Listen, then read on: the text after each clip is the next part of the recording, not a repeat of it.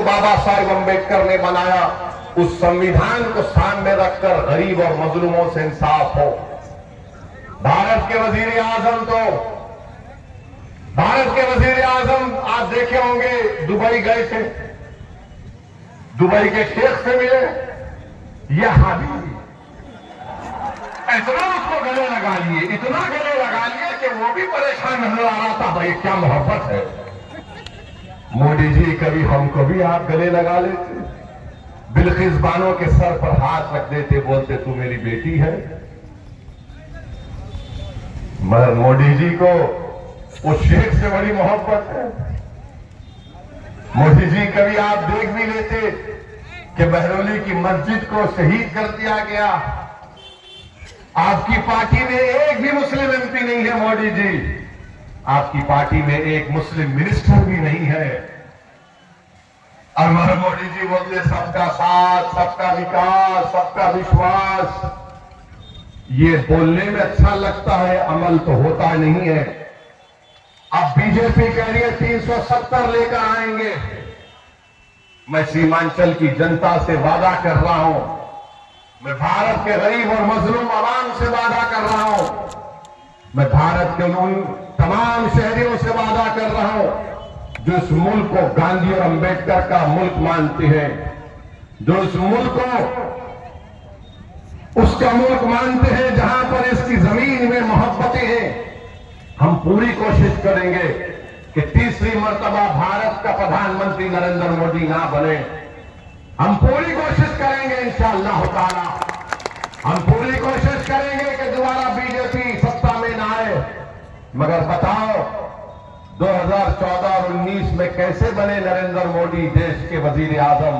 मेरी वजह से बने।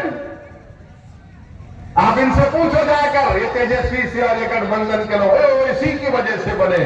और जब मेरे सामने आते हैं मैं कहता हूं बोलो बाबू कैसे बने, बताओ। हम 3 सीट लड़े तो वो 306 जीत गए। हैदराबाद, औरंगाबाद, किशनगंज लड़े तो 306 कैसा जीत गए मोदी? इसका कोई जवाब नहीं है। याद रखो, मोदी अगर जीत रहा है तो तुम्हारे वोट से नहीं जीत रहा है मोदी। मैं खुलकर कह रहा हूं आज आपसे, मोदी अगर जीत रहा है तो तेजस्वी यादव का यादव मोदी के गोद में बैठकर कह रहा है कि तू मेरा नेता है। यह सच्चाई है, मैं उसको बता सकता हूं अगर ये लोग बहस करना चाह रहे मुझसे। आधा जो शुमार मेरे पास है कि 2014 में कितने वोट मिले, 2019 में कितने वोट बीजेपी को मिले।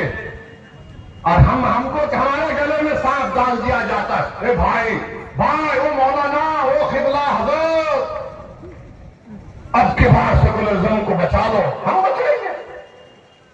अरे हमारी मस्जिद चले गई मेरे भाई, हमारी शरीयत पर हमला हो रहा है मेरे दोस्त, बच्चियों के सरों से हिजाब छीना जा रहा है मेरी मां और बहनों, मेरी मस्जिदों को भी निशाना बनाया जा रहा है।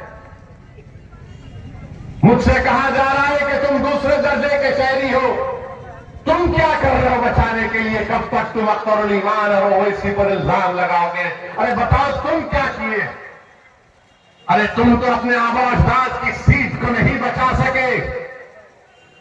तुम नीतीश कुमार को दूध पिलाए, वो नीतीश कुमार अब आरएसएस और बीजेपी को बिहार में ला लिया।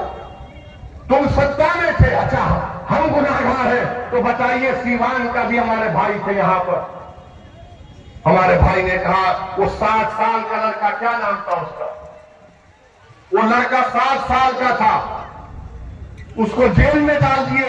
नित्य तेजस्वी डिप्टी चीफ मिनिस्टर थे, ये सेकुलरिज्म के बहुत बड़े चौधरी है ना ये।